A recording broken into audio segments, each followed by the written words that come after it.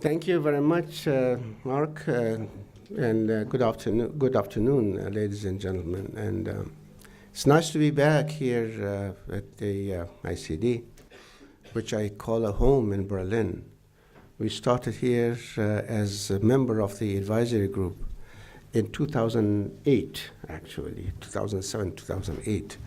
In all these years, I saw the development of this institution as a credible academic institutions in Europe and also around the world. And I see that I give credit to Mark for being so enthusiastic to make this institutions a credible academic institution. So I've been here speaking on these cultural issues in the past too. And one thing that always emphasizes that culturally, people are composed of many layers. Culture is not one layer, there are so many layers. And in some layers, people actually are similar to each other. In some layers, probably they are divided. So therefore, when I talk about culture or identity, it is something very complex. Culture is not just a language, just not ethnicity. It is not only a religion, not based on anything, but it is different other things that makes a culture. However, many people who share the same religion, the same ethnicity, the same language, might be divided by other cleavages of political orientations, generation differences, at the same time, the political ideas, sexual orientations, and other things, just to name it. So sometimes you give the example of an onion that has different layers. Each layer has something hidden under the surface. So therefore, when I talk about culture, it is not one identity or one culture. It is so different things that in some cases, for example, myself, I am from Afghanistan. Tribally, I am Pashtun. But in Pashtuns, I am a Galzai Pashtun, different from other branches of Pashtun. Then in Galzai Pashtun, I'm under different from other faction clans of Galzai tribe or confederation. And then under I am Jalali, and that's different from the Musa Khel. What's different? Then I'm secular. I'm different from Pashtuns who are not secular. And then I am politically believed in democracy. It is different from the Pashtuns who are different. Religiously, I am Sunni and different from the Shia Pashtuns. So all these things when you take in consideration. So culture, well, it is not a problem because no matter how much you go, people are just different. But what put them together? There are some other things that put them together. That is the will to persist together. I think it is what Ernest Renan years back actually emphasized that it is the will to persist together that bring peace together. Now go back to the classic theory of Hegelism, when he says that the history is driven by constant struggle of people for identity. But their identity, in order to resolve this identity issue, you go and find a way for the universal identity, which acts as the basis of democracy, one man, one vote. Equal rights under a state. But is this the solution now? Well, 2 weeks ago, or 3 weeks ago actually, I was giving a talk in the Afghanistan Academy of Sciences on the 30th anniversary of the fall of the Berlin Wall, 30 years ago. At that time, people were very optimistic that things will change in a positive way. Well, in 1970s, there were only 35 democratic countries in the world. And then after the fall of the Berlin Wall, all of a sudden there was an increase of the emergence of democratic countries. By 2000, it was 120.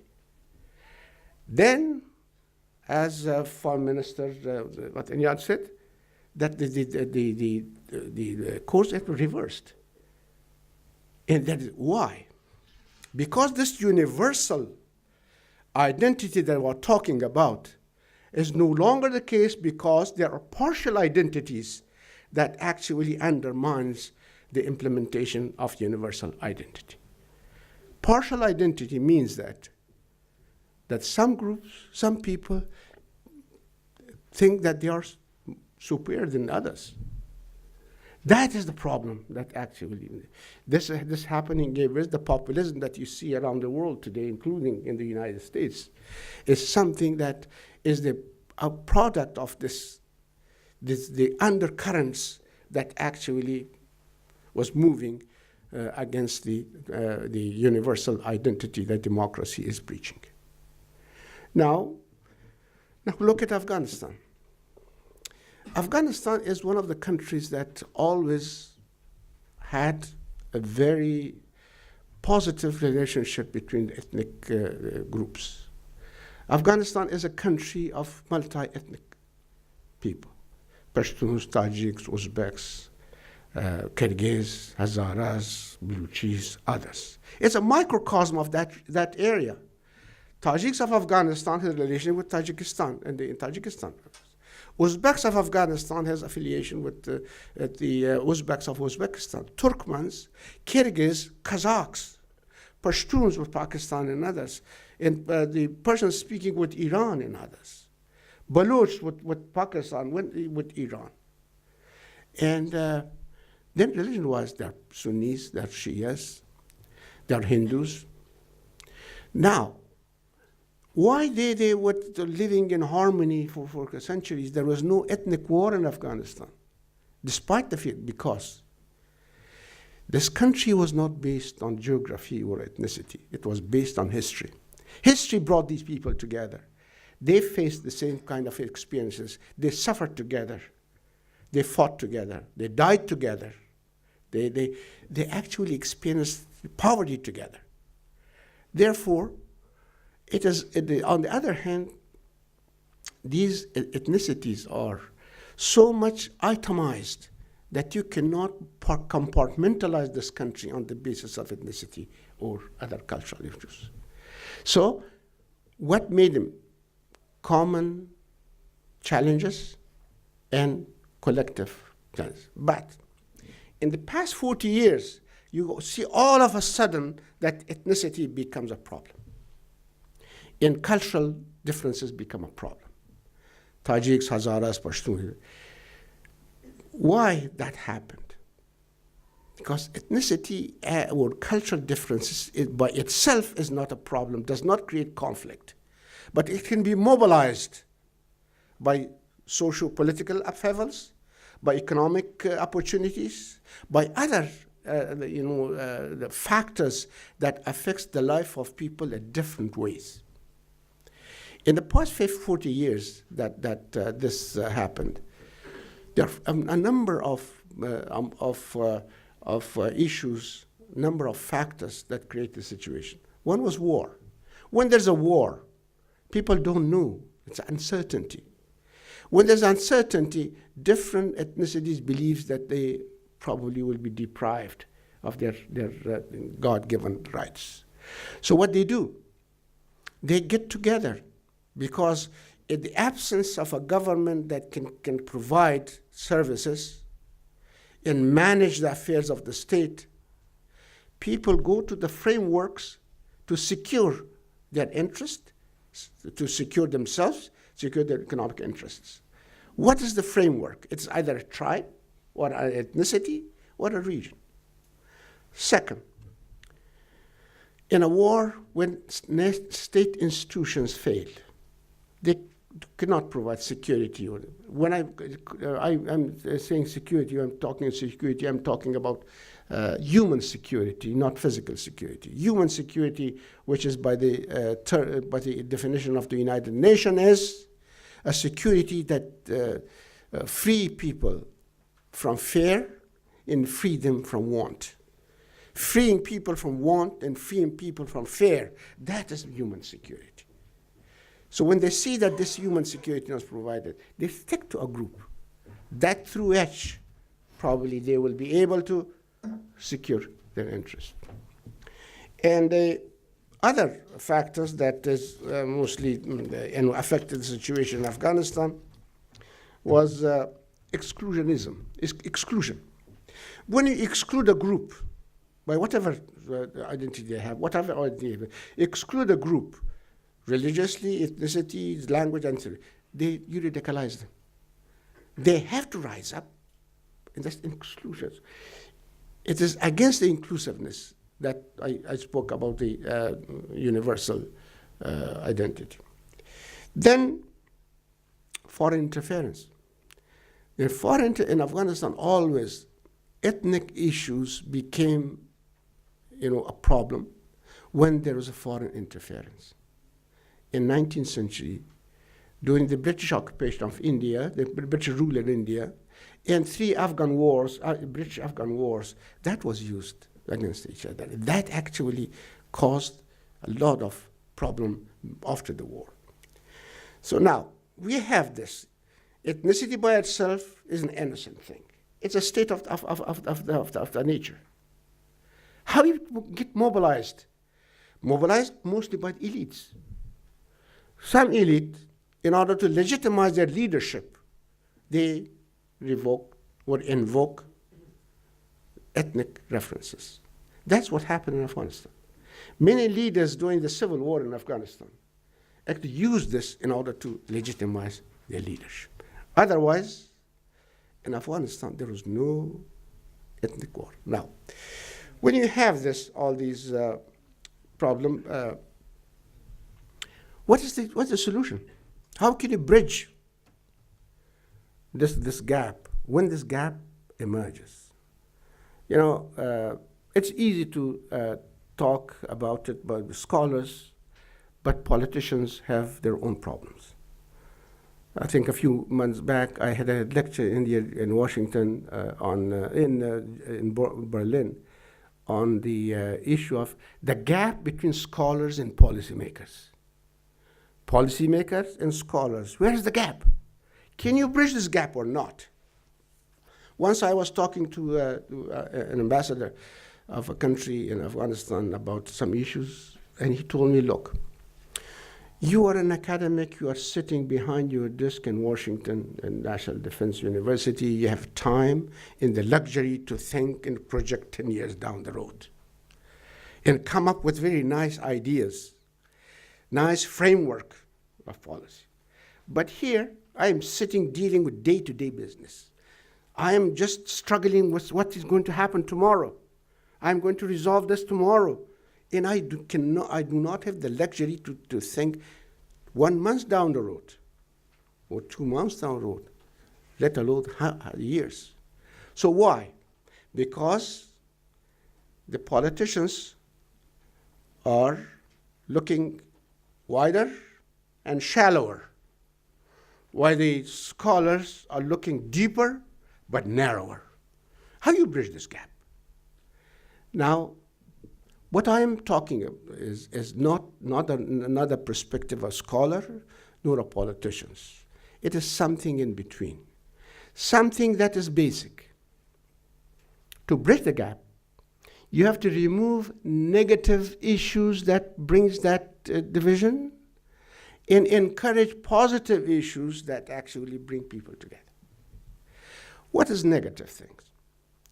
The negative, people think different cultures have different perceptions, different ideas, different understanding of things, both locally, regionally, internationally. Their scope, I'm talking of scope, how to put things in perspective. Perspective of different cultures are different. Something which is common sense in one culture is anything but sensible in another culture. Why in some countries in the East, including in Afghanistan, conspiracy theories is very interesting, very attractive to people. Something happened, they look for something very, very extraordinary that had been done. They always find a link between anything happening locally to something far away in the international era. Or some people said, wow, maybe that was the hand of Washington that they did this. Now in Afghanistan, some people say Daesh was created by Washington. Some people believe that whatever we have, it was headed up by, and sometimes I tell my friends in Afghanistan that, look, I wish we had in Washington that mechanism that could plan for 10 years. There's no 4 years of administration that think about 4 years. I wish it's not an empire like British Empire. I wish British Empire was not, did not collapse. It is, or because people actually have different perceptions. Negative perceptions you have to remove. How you do it, you have to understand each other. Once I was telling one of my colleagues in Afghanistan that, look, the outsiders do not know you. You do not know the outsiders. So you think about each other in the way that you think about yourself. That's the problem. How you bridge this gap? You have to remove these negative perceptions, and that comes through communications, through understanding, to contacts, to cultural exchanges, and all these things that bring people together to understand each other. Once a person, I was teaching in one of the institutions, one student came later on, after a few months, he said, can I tell you something that is not pleasant? I said, okay. He said, I like you now, but I hated you 6 months ago. I said, why? He said, I thought these things about you. And when 6 months after I sat in your class, I know you are a different person. You are not the kind of person that I heard. So why? If in a small society like this, you cannot understand each other, it is, look at it, wider it to the country, region, and the world. So it is understanding each other. We fear each other because we don't know each other. We don't know each other because we don't understand each other.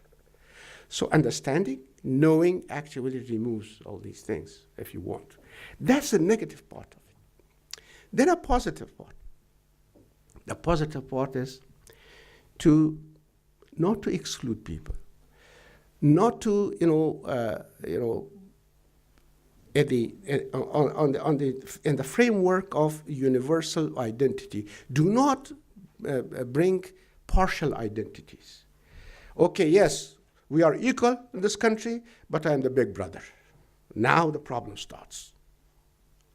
Yes, we are equal, this country, and the law, but we are native, you are immigrant, so we won. Or in Afghanistan. Okay, yes, during the war with the Soviet Union, you fled the country, went to the West, and we stayed here, we suffered. So we are different than you.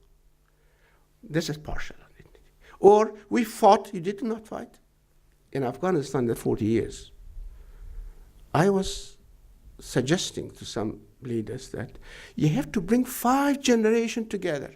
Generation before the war, generation during the war. During the war, there are 2 generations. Generation that fought the Soviet forces, and the generation that supported the forces.